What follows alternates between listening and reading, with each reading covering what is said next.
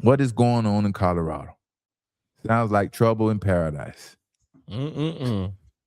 Let me tell you, Coach Prime is going to need a miracle for this team to have a winning season this year or have any success at all. He's going to need a miracle, especially A after what we miracle? saw, especially after what we watched and witnessed It can't. last season, man. It can't get no worse than last season, can it? The way things are going now, man, it's looking like it's heading in the same direction, man. Oh man. And we all knew it would be tough, man. We all knew it would be tough for Coach Prime to adjust once Shador Sanders, his son, his college eligibility was up, along with Travis Hunter, who has been with him pretty much his whole coaching career, right? And Shador is probably the reason why he started coaching along with Shiloh Sanders and Junior, But what I'm seeing coming out of Colorado's camp and the thing that's transpiring for this team, the players, the coaches, man, I couldn't expect things to be falling apart the way it is. You know, either it's falling apart or this is a weeding out process for change for the better. I'm hoping for the best. But if you didn't know, or if you hadn't heard, Warren Sapp no longer on Deion Sanders' Colorado coaching staff. It's heartbreaking to me. Colorado University Athletics thanks Warren for his contributions to the football program over the last 2 seasons and for his commitment to our student athletes. The statement reads, Sapp's departure comes days after defensive coordinator Robert Livingston left for the NFL and linebackers coach Chris Marv was promoted. Defensive line coach Damata Pico also exited for the NFL earlier this off season. Man, coaches leaving, players leaving, hitting the transfer portal. Top players at that. Jordan Seaton, he's the anchor of the offensive line. I mean, What's the what plan? can Like, you expect from yeah. this season? I mean, what can you expect? I mean, he was at the bottom of the recruiting class for the 2026 recruiting, college season and things like that. It's just nothing is heading in the right direction. But this could be a good sign. Like I said, if this is a weeding out process or a rebuilding process, all right, I'm all for it. But if there is drama and smoke in the air and people are deciding to leave because of what they're dealing with and what and the atmosphere, man, that's not a good sign. And I don't think Coach Warren Sapp was fired.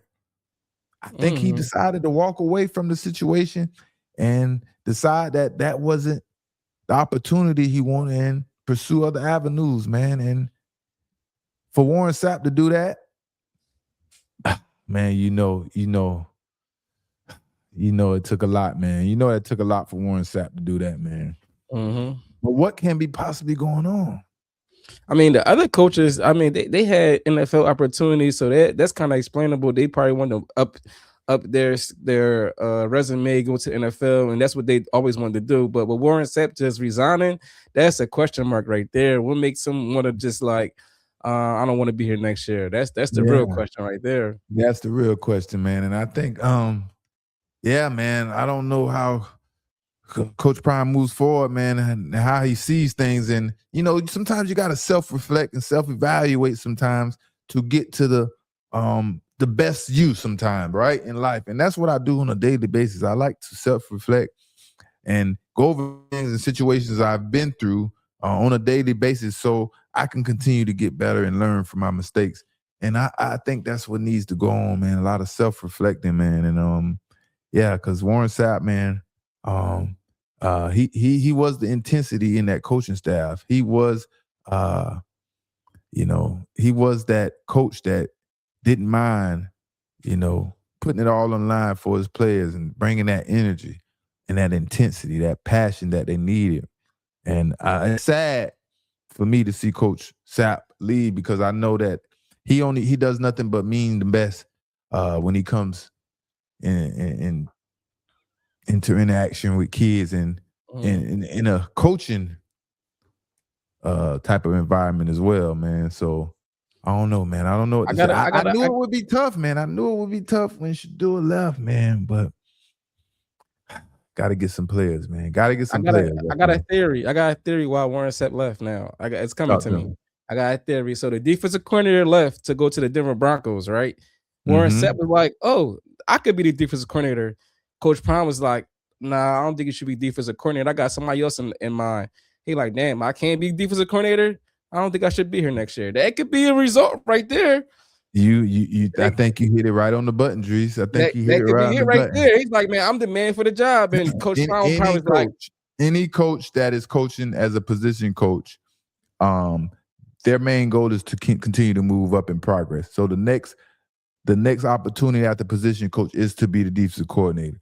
So Warren Sapp, seeing that Robert Livingston was leaving for another position in the NFL, Warren Sapp 100% thought that was his opportunity. He made all the sacrifices. He did what he needed to do. He showed and he proved.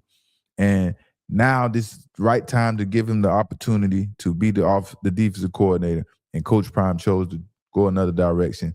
And ultimately, I think you're right, Drees. I think this is what happened. And man, Coach Prime lost a good quality coach.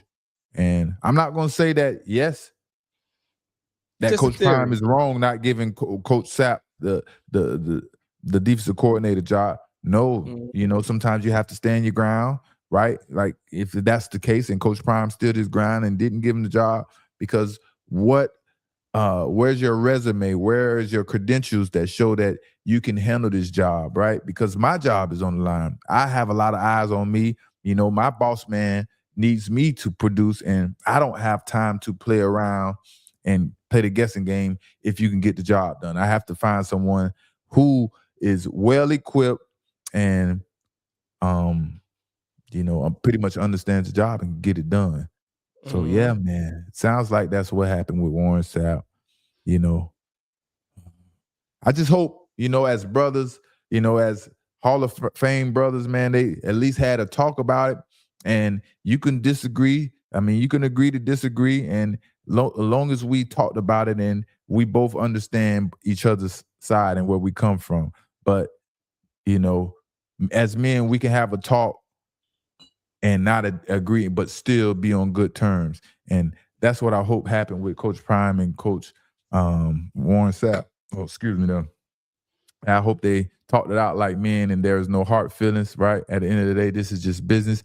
Don't take anything personal, but you have to take it personal because you're the person that is responsible for promoting me and I want this job, right? I'm working my tail off and I'm proving you.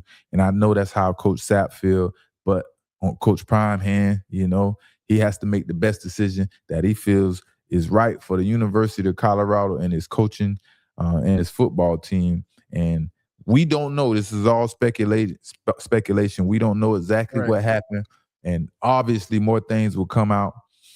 But man, you hate to see situations like this where